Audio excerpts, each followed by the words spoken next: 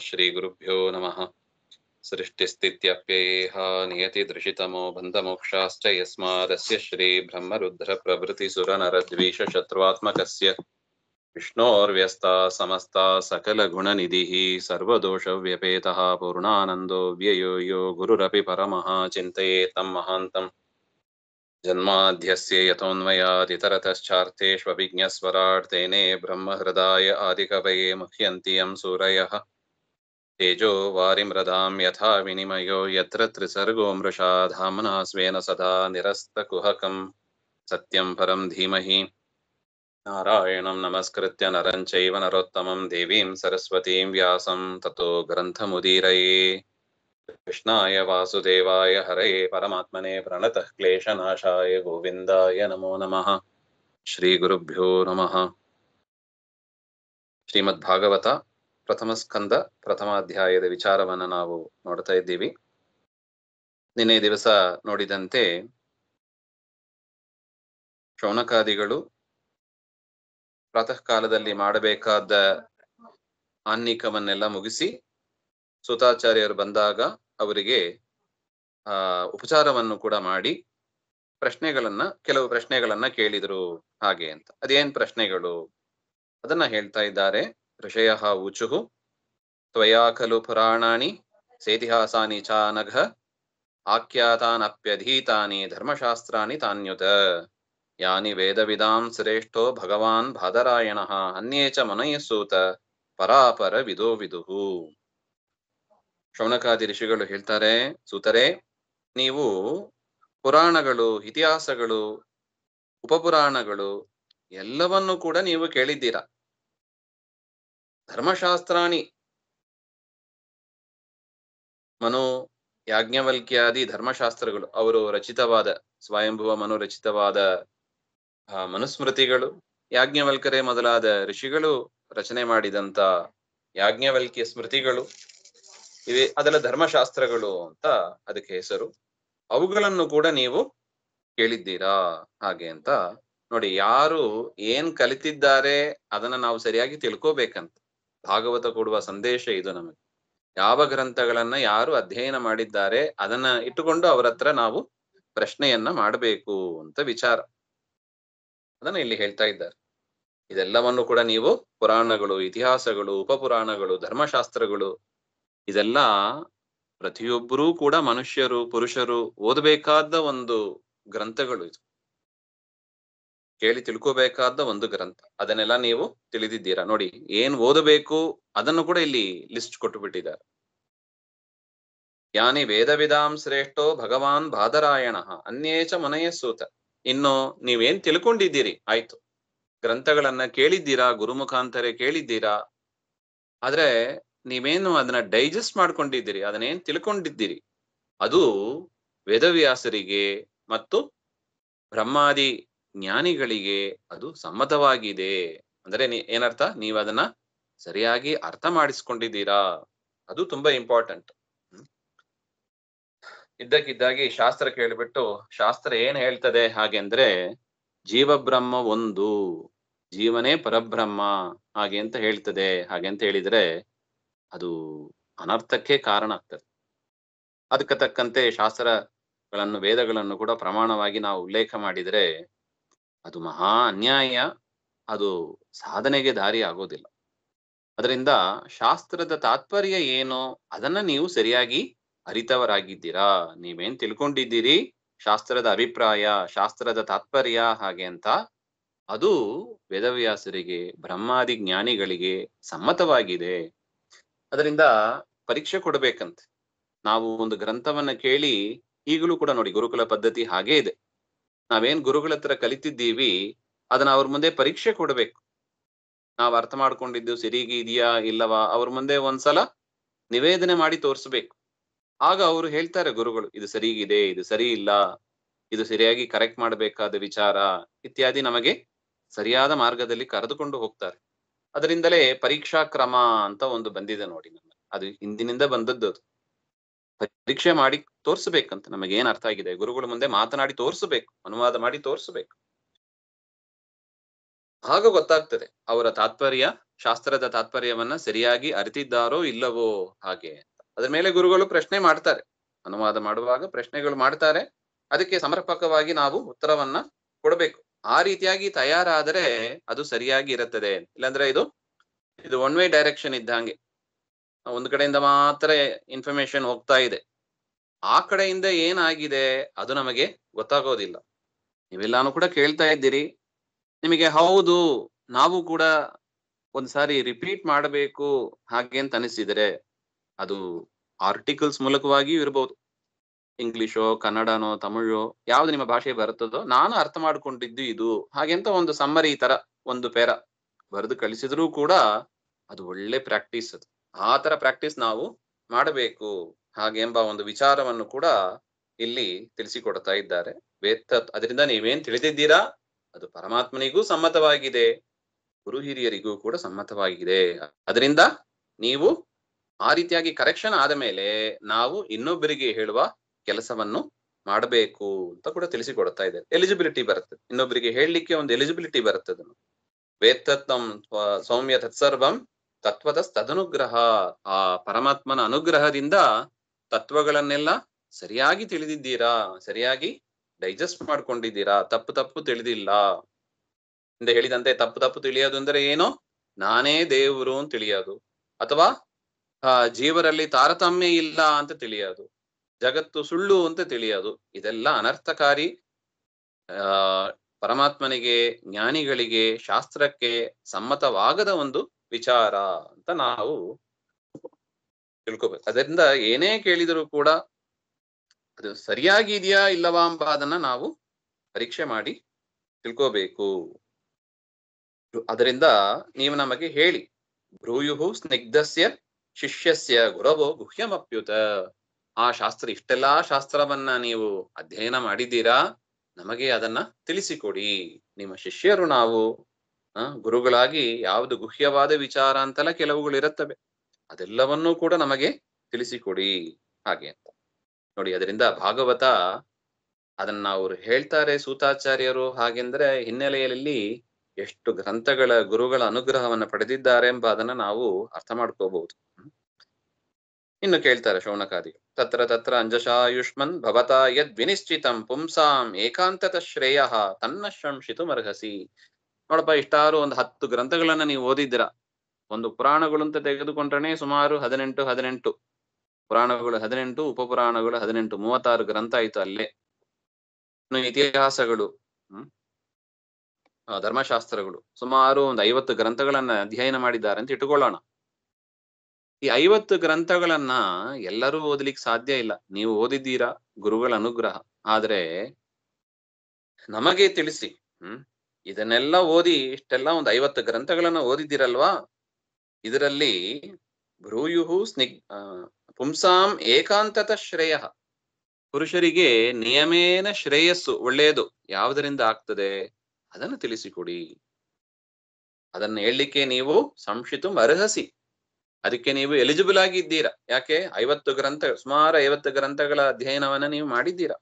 ಅದರಿಂದ ನಿಮಗೆ ಗೊತ್ತಿದೆ ಯಾವುದು ಸಾರ, ಯಾವುದು ಅಸಾರ, ಯಾವುದನ್ನ ತಲೆ ಮೇಲೆ ಇಟ್ಟು ಕೊಂಡಾಡಬೇಕು, ಯಾವುದನ್ನು ಕೊಂಡಾಡಬಾರದು.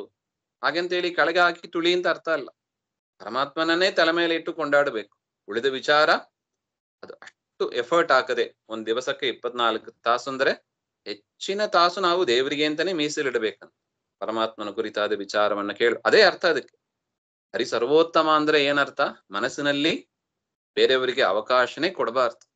ಮನಸ್ಸಿನಲ್ಲಿ ಬೇರೆಯವರಿಗೆ ಅವಕಾಶ ಕೊಟ್ಟು ಬಿಟ್ರೆ ಅದು ಹರಿ ಸರ್ವೋತ್ತಮ ಸುಮ್ಮನೆ ಬಾಯಿ ಮಾತು ಅಷ್ಟೇ, ಮನಸ್ಸಾ ಒಪ್ಪಿಲ್ಲ ಅಂತ ಆಗ್ತದೆ. ಹಂಗಾಗಬಾರ್ದು. ಆ ರೀತಿಯಾದ ಸರ್ವೋತ್ತಮ ಹೇಳುವವರಲ್ಲ ನಾವು, ಮನಸ್ಸಾ ಒಪ್ಪಬೇಕು. ದಾಸರು ಹೇಳ್ತಾರೆ ನೋಡಿ, ಮನವನಿತ್ತರೆ ತನ್ನ ನೀವನು ಹಾಗೆ ಅಂತ.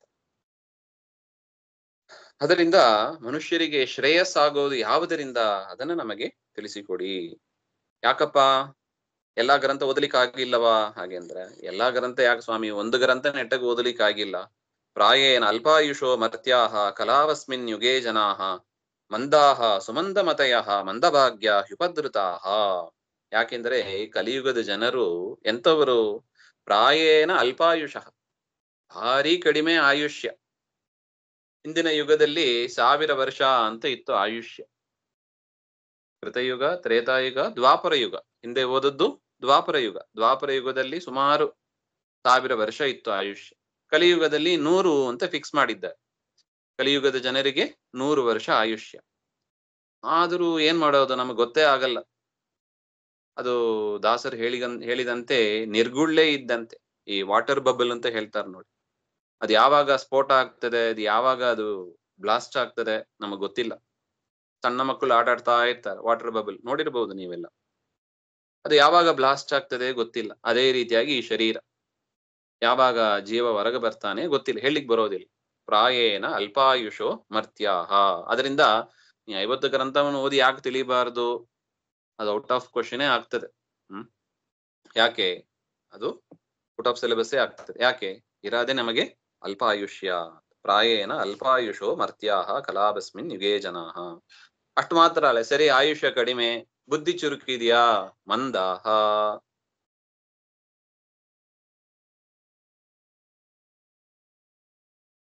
ಮಂದರು, ಆಲಸ್ಯರು, ಅಲಸಾಹ ಅಂತ ಬರೀತಾರೆ. ಆಲಸ್ಯ ಬುದ್ಧಿ ಇರಾದೆ ಆಯುಷ್ಯ ಕಡಿಮೆ, ಅದರಲ್ಲಿ ನಿದ್ರೆಯಲ್ಲೇ ಅರ್ಧ ತಾಸು ಹೊಟ್ಟೋಗ್ತದೆ. ಆಲಸ್ಯ ಜಾಸ್ತಿ. ಸರಿ, ಆಯುಷ್ಯ ಕಡಿಮೆ,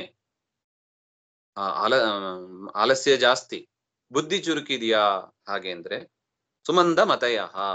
ಬುದ್ಧಿಯೂ ಮಾಂದ್ಯ, ಎಲ್ಲವೂ ಮಾಂದ್ಯ. ಸುಮಂದ ಮತಯ.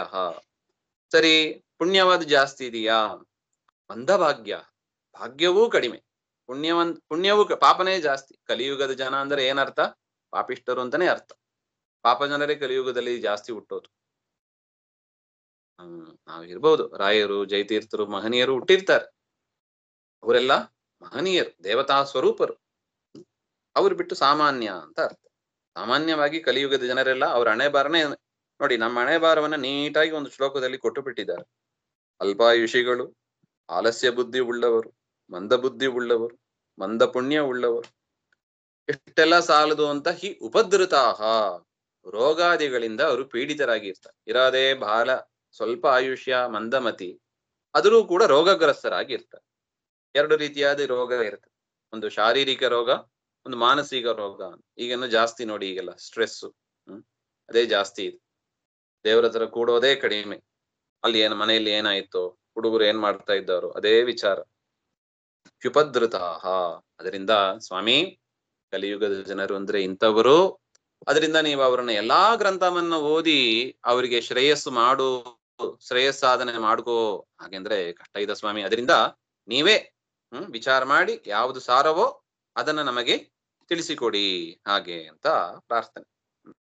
ಭೂರೀನಿ ಭೂರಿ ಕರ್ಮಾಣಿ ಶ್ರೋತವ್ಯಾನಿ ವಿಭಾಗಶಃ ಅತಃ ಸಾಧೋತ್ರ ಯತ್ಸಾರಂ ಸಮುದ್ಧೃತ್ಯ ಮನೀಷಯ ಬ್ರೂಹಿ ಭದ್ರಾಯ ಭೂತಾನಾಂ ಏನಾತ್ಮಾಶು ಪ್ರಸೀದತಿ. ಭೂರೀನಿ ಭೂರಿ ಕರ್ಮಾಣಿ ಶ್ರೋತವ್ಯಾನಿ ವಿಭಾಗಶಃ.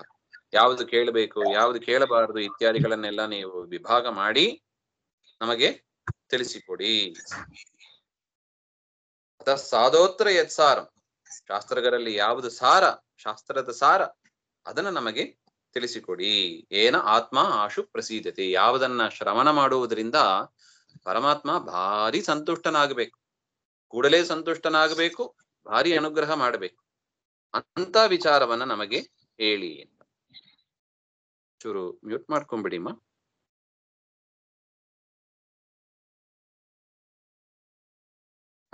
ಅತಃ ಸಾಧೋತ್ತರ ಯತ್ಸಾರಂ ಸಮುದ್ಧೃತ್ಯ ಮನೀಷಯ ಬ್ರೂಹಿ ಭದ್ರಾಯ ಭೂತಾನ. ನೋಡಿ, ಅದು ನಮ್ದು ಗೋಲ್ ಇರ್ಬೇಕು. ನಮ್ದು ಗೋಲ್ ಏನಾಗಿರ್ಬೇಕು, ಯಾವ ಕೆಲಸವನ್ನ ಮಾಡಿದ್ರೆ ಪರಮಾತ್ಮ ಸಂತುಷ್ಟನಾಗುವನೋ ಅಂತ ಕೆಲಸಗಳನ್ನ ಮಾತ್ರ ನಾವು ಮಾಡಬೇಕು. ಉದಾಹರಣೆಗೆ ಅಡಿಗೆ ಮಾಡೋದು ಇರ್ಬೋದು, ಬಟ್ಟೆ ಒಗೆಯೋದು ಇರ್ಬೋದು. ಅದು ಮನಸ್ಸು ಮನೆ ಎರಡನ್ನೂ ಕೂಡ ಶುದ್ಧವಾಗಿ ಇಟ್ಟುಕೊಳ್ಳುವ ಒಂದು ಕೆಲಸ ಅದು. ಅದರಲ್ಲಿ ನಮ್ಮನ್ನ ತೊಡಗಿಸ್ಕೋಬೇಕು. ಪರಮಾತ್ಮನ ಹೆಸರು ಹೇಳ್ತಾ ಪರಮಾತ್ಮನೇ ಒಳಗಿಂದ ಮಾಡ್ತಾನೆ ಅಂತ. ಅದೆಲ್ಲ ಪರಮಾತ್ಮನ ಒಂದು ಅನುಗ್ರಹವನ್ನು ತಂದುಕೊಡತಕ್ಕ ಕಾರ್ಯಗಳದು. ಮನೆ ಕಾರ್ಯಗಳು, ಮಕ್ಕಳನ್ನ ರಕ್ಷಣೆ ಮಾಡೋದು, ಇದೆಲ್ಲದರಿಂದಲೂ ಕೂಡ ಪರಮಾತ್ಮ ನಮ್ಮ ಮೇಲೆ ಅನುಗ್ರಹ ಮಾಡ್ತಾನೆ. ಆದ್ರೆ ಪರಮಾತ್ಮನ ಪ್ರೀತಿಗಾಗಿ ಇದನ್ನ ಮಾಡ್ತೀವಿ ಹಾಗೆಂಬ ಒಂದು ಎಚ್ಚರ ನಮ್ಮಲ್ಲಿ ಇರ್ಬೇಕಷ್ಟೆ. ಮಕ್ಕಳನ್ನ ಯಾಕೆ ಸಂರಕ್ಷಣೆ ಮಾಡ್ತೀರಿ, ಅಡಿಗೆ ಯಾಕೆ ಮಾಡ್ತೀರಿ, ಮನೆ ಯಾಕೆ ಸ್ವಚ್ಛವಾಗಿ ಇಟ್ಕೋತೀರಿ, ಬಟ್ಟೆ ಯಾಕೆ ಒಗಿತೀರಿ, ಇದೆಲ್ಲ ಸೈನ್ಸ್ ಓದಿದ್ದೀವಿ ಅದರಿಂದ ಮಾಡ್ತೀವಿ, ಹಂಗ ಉತ್ತರ ಕೊಡಬಾರ್ದು. ಏನೇ ಕರ್ಮ ಆದರೂ ಕೂಡ ಪರಮಾತ್ಮನ ಅನುಗ್ರಹಕ್ಕಾಗಿ ಇದೆಲ್ಲ ಮಾಡ್ತಾ ಇದ್ದೀವಿ. ಮಕ್ಕಳಿಗೆ ಅಡಿಗೆ ಮಾಡಿ ಹಾಕೋದಿರ್ಬೋದು, ಏನೇ ಕೆಲಸ ಇರ್ಬೋದು, ಮನೆ ಕೆಲಸ, ಮನೆ ಮುಂದೆ ರಂಗವಲ್ಲಿ ಹಾಕಬಹುದು ಇರ್ಬೋದು, ತುಳಸಿ ಪೂಜೆ ಇರ್ಬೋದು, ಒಂದು ಸಣ್ಣ ದೀಪ ಹಚ್ಬಹುದು ಇರ್ಬೋದು. ಯಾಕೆ ಮಾಡ್ತೀರಿ? ಒಂದೇ ಕಾರಣ, ದೇವರ ಅನುಗ್ರಹಕ್ಕಾಗಿಯೇ ಮಾಡೋದು. ಒಂದೇ ಕಾರಣ ಅಷ್ಟೆ.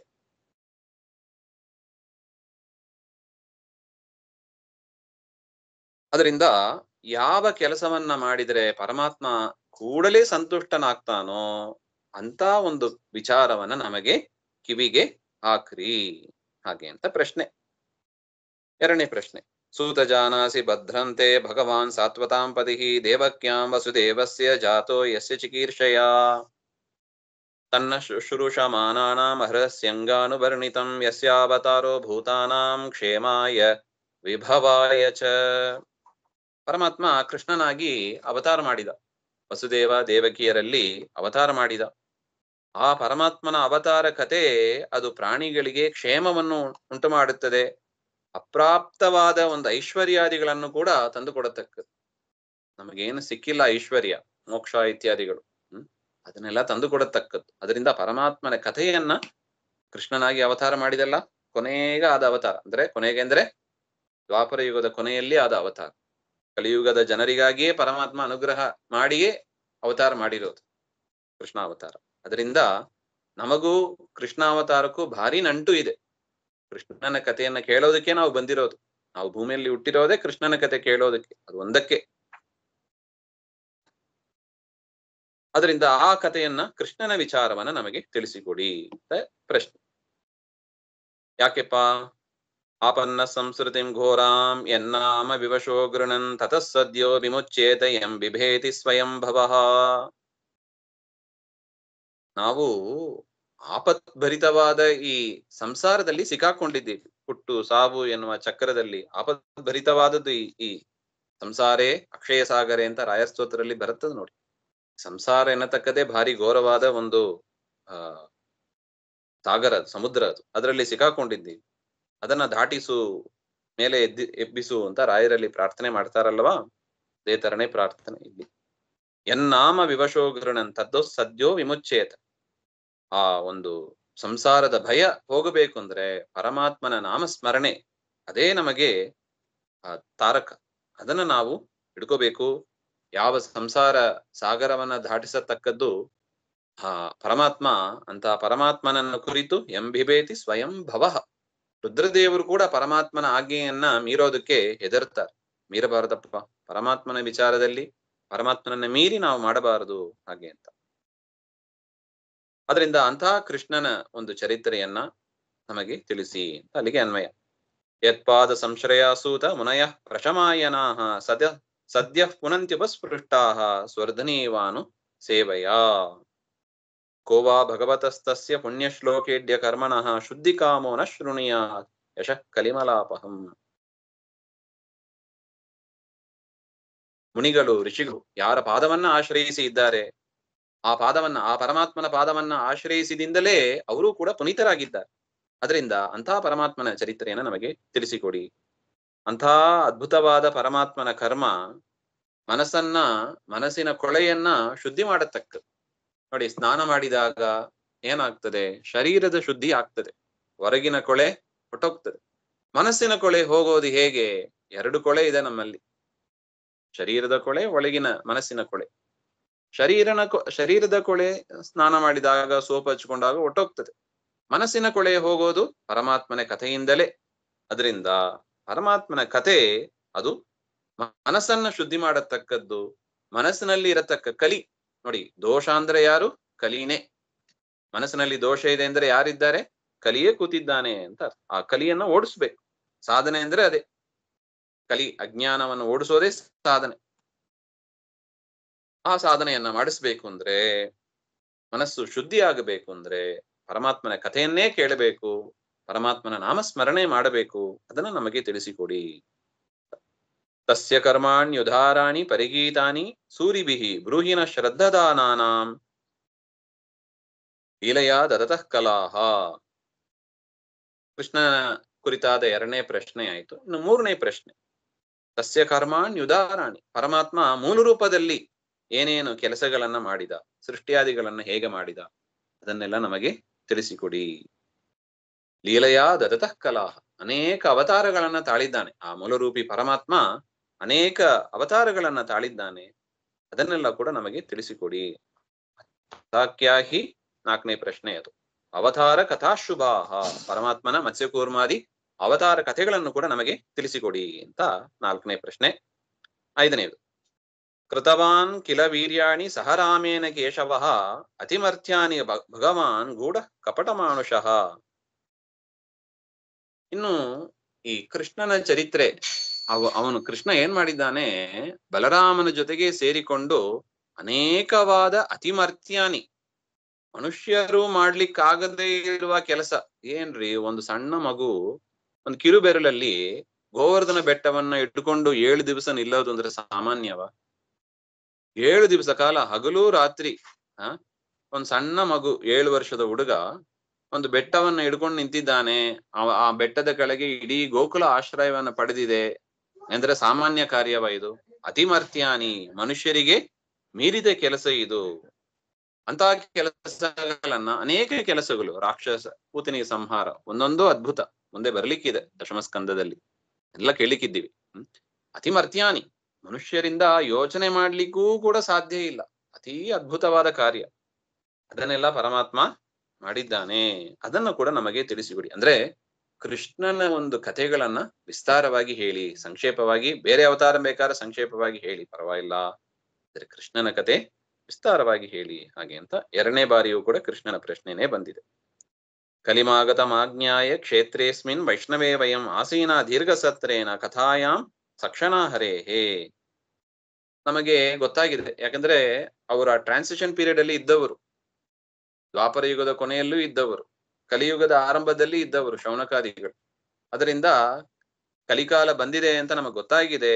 ಅದರಿಂದ ನಾವು ದೀರ್ಘ ಸತ್ರ, ಹಿಂದೆ ಬಂದಿತ್ತು 1000 ದಿವಸ ಮಾಡತಕ್ಕ ಒಂದು ಯಾಗ ಅದು, ಅದನ್ನೆಲ್ಲ ನಾವು ಮಾಡ್ತಾ ಕಥಾಯಾಮ್ ಸಕ್ಷಣಾ ಹರೇ, ಪರಮಾತ್ಮನ ಕಥೆಯನ್ನ ಕೇಳಬೇಕು ಅಂತಲೇ ನಾವಿಲ್ಲಿ ನೈಮಿಷಾರಣ್ಯದಲ್ಲಿ ನಾವು ಕುಳಿತಿದ್ದೀವಿ.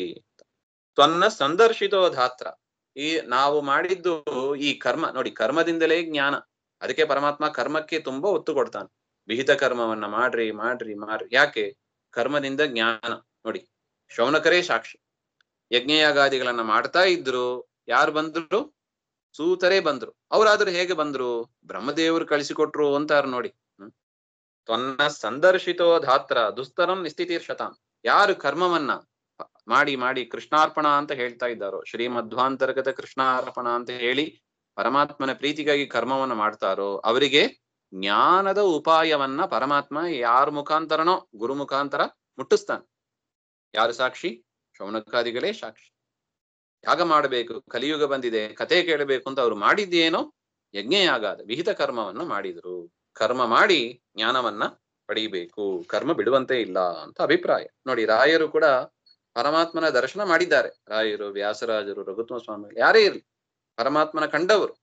ಆದರೂ ಕೂಡ ಏನ್ ಬಿಟ್ಟಿಲ್ಲ? ದೇವರ ಪೂಜಾದಿಗಳನ್ನು ಬಿಟ್ಟಿಲ್ಲ, ಪರೋಪಕಾರ ಬಿಟ್ಟಿಲ್ಲ. ನಮಗೆ ಜಪಮಣಿ ಹಿಡಿದ್ರೆ ಸಾಕು ಅಂತ ಹಿಡಿದು ಕೊಡಬಹುದಾಯ್ತು. ಆದ್ರೆ ಇವತ್ತಿಗೂ ಕೂಡ ಅನುಗ್ರಹವನ್ನು ಮಾಡ್ತಾ ಇದ್ದಾರೆ ನೋಡಿ, ಭಕ್ತರ ಮೇಲೆ ದಯೆ ಮಾಡ್ತಾ ಇದ್ದಾರೆ, ತಮಗೆ ವಿಹಿತವಾದ ಕರ್ಮಗಳನ್ನ ಮಾಡ್ತಾ ಇದ್ದಾರೆ ಹಾಗೆ ಅಂತ. ಅದರಿಂದ ನಮ್ಮ ವಿಹಿತವಾದ ಕರ್ಮವನ್ನ ನಾವು ಮಾಡ್ತಾ ಇದ್ದೀವಿ. ಬ್ರಹ್ಮದೇವರೇ ನಿಮ್ಮನ್ನ, ಯಾಕೆ? ಜ್ಞಾನ ವ್ಯವಸ್ಥಾಪಕರು, ಜಗದ್ಗುರುಗಳು ಅಂದ್ರೆ ಯಾರು? ಬ್ರಹ್ಮದೇವರು, ವಾಯುದೇವರೇ.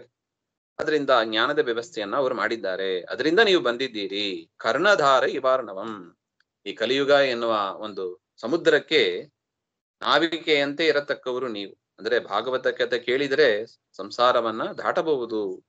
ಅದರಿಂದ ನಿಮ್ಮನ್ನ ಬ್ರಹ್ಮದೇವರು ಕಳಿಸಿಕೊಟ್ಟಿದ್ದಾರೆ ಅಂತ ನಾವು ಭಾವಿಸುತ್ತೀವಿ ಹಾಗೆ ಅಂತ. ಇಷ್ಟು ಅವರನ್ನು ಕೂಡ ನಾವು ಯಾತಕೆಯಲ್ಲಿ ಸೇರಿದ್ದೀವಿ ಎಂಬ ಒಂದು ಕಾರಣವನ್ನು ಕೂಡ ಅವರೇ ತಿಳಿಸಿಕೊಡ್ತಾ ಇದ್ದಾರೆ. ಇನ್ನು 5 ಪ್ರಶ್ನೆ ಆಯ್ತು. 6ನೇ ಪ್ರಶ್ನೆ, ಬ್ರೂಹಿ ಯೋಗೇಶ್ವರೇ ಕೃಷ್ಣೆ ಬ್ರಹ್ಮಣ್ಯೇ ಧರ್ಮಕರ್ಮಣಿ ಸ್ವಾಂ ಕಾಷ್ಠ ಮಧುನೋಪೇತೆ ಧರ್ಮಕ್ಕಂ ಶರಣಂಗತಃ. ಪರಮಾತ್ಮ, ಕೃಷ್ಣ ಪರಮಾತ್ಮ ಧರ್ಮದ ರಕ್ಷಣೆಗಾಗಿಯೇ ತಾನು ಭೂಮಿಗೆ ಅವತಾರ ಮಾಡಿದ್ದು. ಯದಾ ಯದಾ ಹಿ ಧರ್ಮಸ್ಯ ಗ್ಲಾನಿರ್ಭವತಿ ಭಾರತ ಅಂತ ಭಗವದ್ಗೀತೆಯಲ್ಲಿ ಹೇಳ್ತಾರೆ ನೋಡಿ.